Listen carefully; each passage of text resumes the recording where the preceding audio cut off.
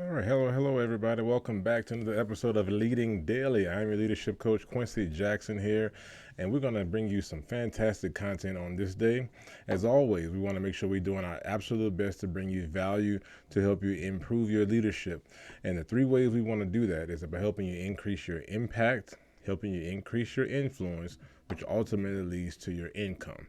As you know, if you've been watching this show for any length of time, and if you've been a leader for any length of time, you understand that leaders get paid more. And so, as a result of increasing their impact and their influence, they ultimately increase their income.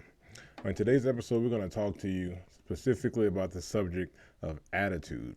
I believe it's one of the subjects that goes without saying not enough. And so people that don't talk about it more, it just lets me know that they're not really understanding how big of an impact attitude plays in your ability to lead and in your ability to lead and get better results, right? You can be a leader, have a bad attitude, but your results won't be as impactful and as significant as if you have a better or positive attitude.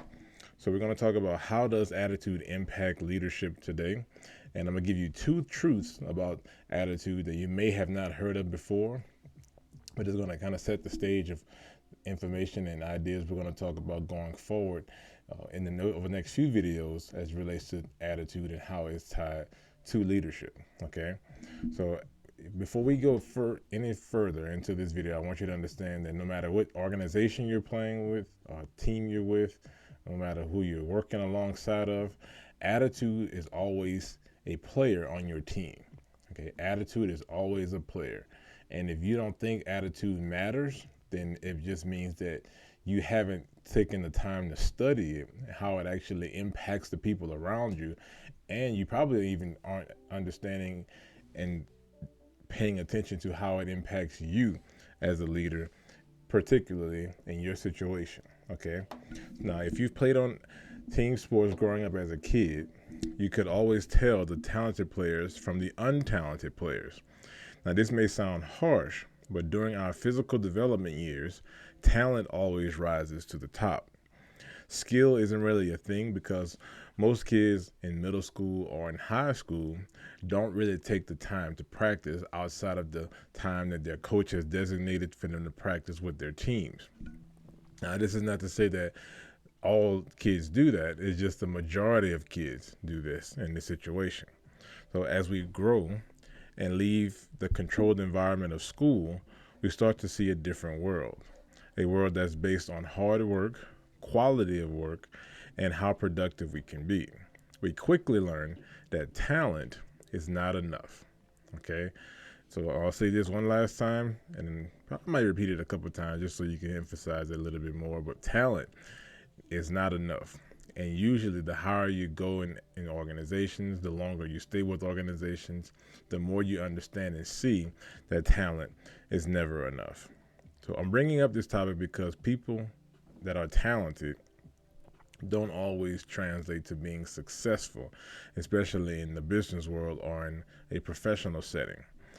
Or having talented players doesn't always translate into having a successful team.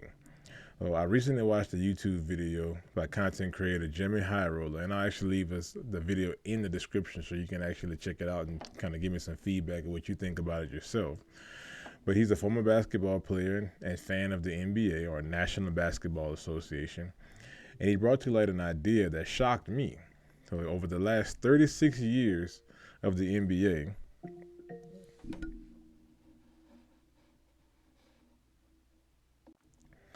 okay, sorry about that. I just had to pause for a second. Over the last 36 years of the NBA, the MVP trophy has only been given out 5 times to a player who was not on the most successful team. Okay, 36 years, 5 times. I'm sure many of us would agree that the average talent level of an NBA player is far greater than the average talent level of a high school athlete. But if talent alone isn't enough to be regarded as the most valuable player on a bad NBA team, doesn't it make sense that we can't be the most valuable player on any bad team? Think about that for a second. If you're watching this right now, You aren't likely a professional athlete, but you are a professional. And in my 14 years of working since graduating college, I've discovered many similarities to being an athlete and working in America today. No matter how big or small the team or organization, you've got to have great players to win. You can't win without good players, but you can lose with them. But it also takes much more than talented people to win.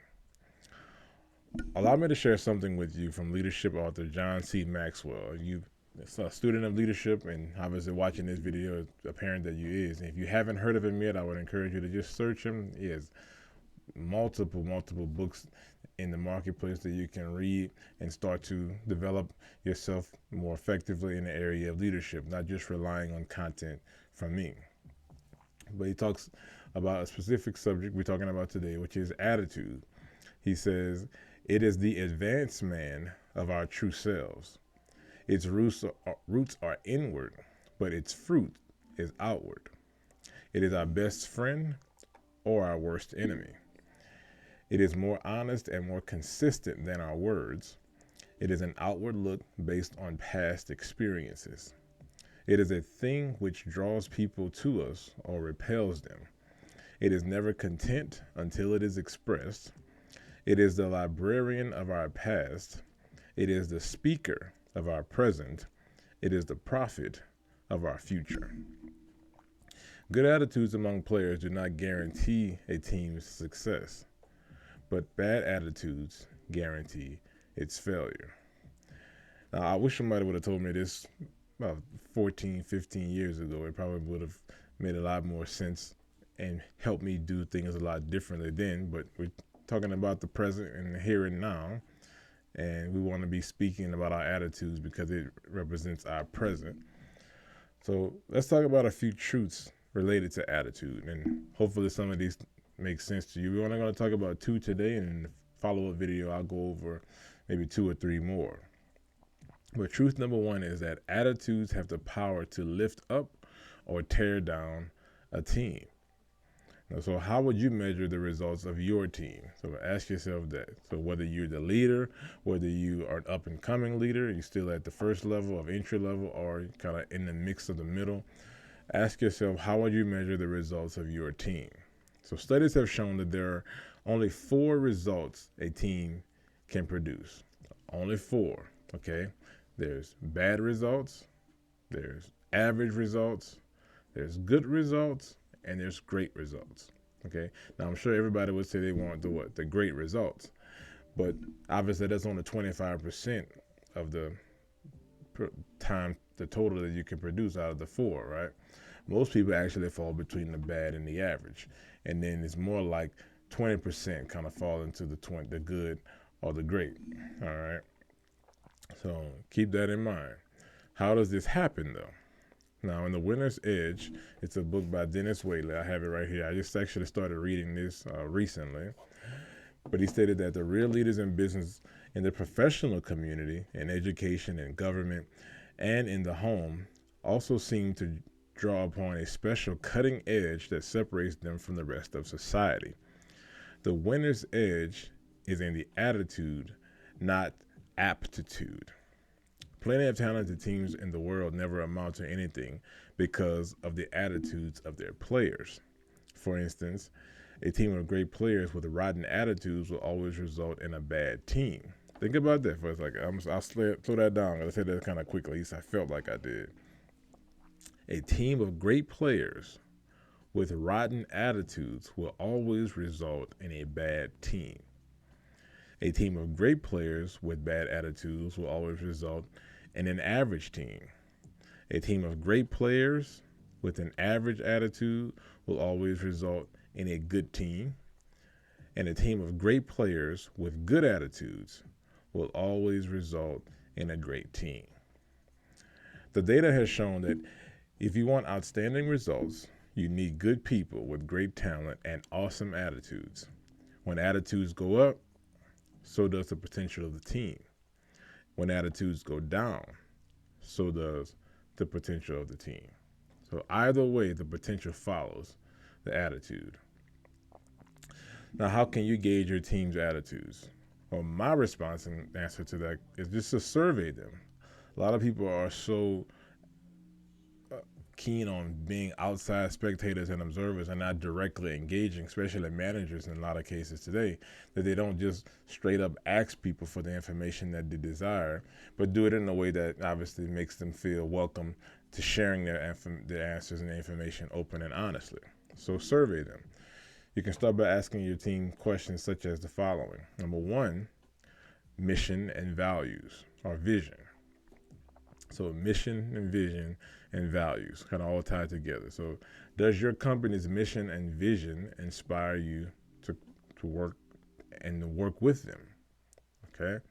Number two is meaningful work. Do you find your work meaningful? Do you find that it gives you a sense of purpose, a sense of inspiration, like something that you're making a difference in doing? Do you find your work meaningful? Number three is your daily experience. So how do you feel when you come into work every day? Do you dread waking up? Do you procrastinate to avoid coming in at the last minute because you really don't want to be there? So what is your daily experience coming into work when you do come into work? All right. Four, recommendation. Now, let me take a step back before I go to number four. I'm not saying that you're going to always have every single day you're going to be ready and desire to come in.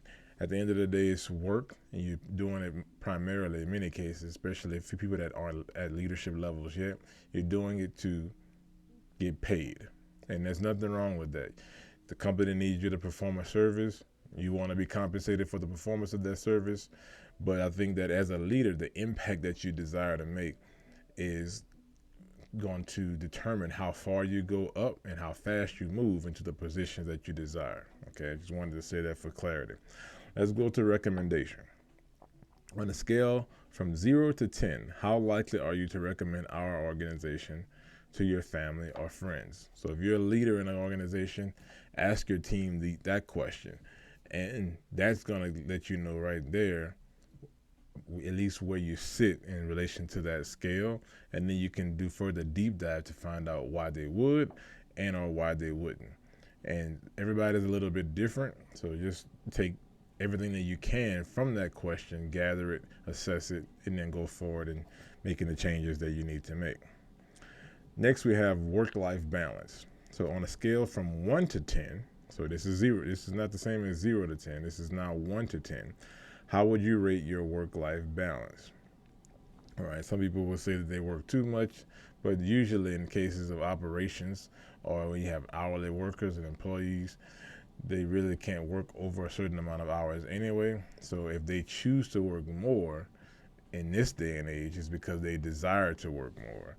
And so their work-life balance may be lower, but that's because they decide that, hey, right now it's time for me to grind. It's time for me to hit as many hours as I possibly can. And I want to work those hours because of whatever goals and aspirations I've set for myself outside of the work building that I work in. Okay. And the last question, now there's multiple. I think these 6 are probably the big 6 that you should ask. You can always go into more questions depending on whatever your organization does and the impact you're trying to make. But the 6th question is feedback and communication. Do you receive constructive feedback about your work? So you will know that as a leader, how often you do that or how often you don't do that. But that would be a question that you would want to ask to your team. And you should know how often you do give them feedback about the work that they perform. Okay, so we've explored the first truth about attitude. That was a little bit deep, so I hope you enjoyed that particular bit of information. So now let's move on to the next, which is an attitude compounds when exposed to others. Okay, an attitude compounds when it's exposed to others.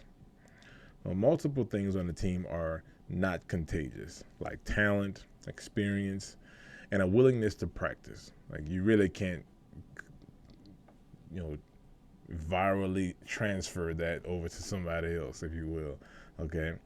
When someone on the team is teachable and their humility is rewarded by improvement, others are more likely to display similar characteristics. When a leader is upbeat in the face of discouraging circumstances, others admire that quality and want to be like her. When a team member displays a strong work ethic and begins to have a positive impact, others will imitate him. People become inspired by their peers. People have a tendency to adopt the attitudes of those they spend time with.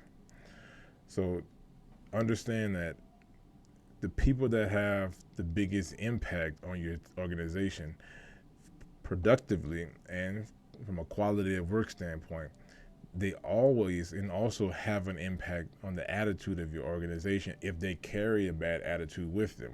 Just because they're doing a great job doesn't necessarily mean that the attitude they're doing it with is the attitude that you want duplicated and replicated. All right. An example of this story in particular is of Roger Bannister. So during the first half of the 20th century, many sports experts believed that no runner could run a mile in less than 4 minutes. And for a long time, they were right. But on May 6, 1954, British runner and university student Roger Bannister ran a mile in 3 minutes and 59.4 seconds during a meet in Oxford. Now, that was the fastest, and this is in 1954 that a mile had ever been completed. All right. And up until that point in history, nobody even believed that it was possible to do that. Now, stay with me here. But here's what's more interesting than his accomplishment. Less than 2 months later, another runner, Australian John Landy, also broke the 4-minute barrier. Then suddenly, dozens and then hundreds of others broke it. Now, why? Because the best runners' attitudes changed. They began to adopt the mindsets and beliefs of their peers. All right. Now, we're not talking about running track. We're not talking about playing a sport. Although I'm a baseball guy, as you can see the hat, the baseball brand. But how can you apply this to your business team? Well, find the top performer in any group. Find the top performer and assess their attitude and challenge them to change it for the better if it's not already as good as it needs to be. If somebody probably has a great attitude already and they're performing at a top level, they're the type of person that you want leading at a higher level, and you want to figure out a way to get them in the right position to their next promotion, which we talk about that a lot on this YouTube channel. Next, you want to do is, what you'll find in a very short period of time is that their peers will fall in line behind them like dominoes. So in many cases, what I've seen is that people that have a very positive attitude, they perform at a high level, and they do things the right way, they may not have as many peers and friends as you might think. But if they do, they probably all have the same attitude around them and about them. Okay, so that might be a small pool of people that you can pull from that can be promoted and earn higher leadership responsibilities in the very near future. Okay. Bannister's attitudes and actions compounded when exposed to others. Just like we're talking about here in business, he did it in track by running a 4-minute or less than a 4-minute mile. Today, every world-class runner who competes at that distance can run a mile in less than 4 minutes, which just lets us know that attitudes are without question very contagious. All right. So that's all we're going to talk about for now. We're going to go over more of the truths related to attitudes in the next video. But I want you to ask yourself a question: that what are you doing every single day to check your attitude to make sure that it's in the right state, that it's positive? Even when negative experiences happen, you can always keep a positive perspective about the experience. So negative circumstances are just there to teach us a lesson and how we can overcome it, or how we can find someone to help us overcome it. Okay, there's nothing too big for you to overcome, and you're never too small to overcome anything. So make sure that your attitude is always in check and in alignment with the person that you want to become, and then understand that it always feeds into your ultimate goal of being a better and more productive leader. Okay, so this is Quincy Jackson coming at you with the episode of Leading Daily. Once again, we talk about how to increase your impact, your influence, and your income. Watch all those things tie into leadership, and we also want to make sure that we're giving you absolute great content and value as it relates to being a better and more effective leader. So if this is your first time on the channel, we ask that you do subscribe. We wanted to increase our subscription count. And if you do get something from the video, we ask that you share it. We ask that you like the video. And we want to see your comments below on what are some of the things that you took away from it. And also what are some more things that you want to see come from the video in the future. All right. Thank you guys so much. This is your leadership coach, and I'm excited to be here with you. And I look forward to seeing you in the next video. Have a great rest of your day.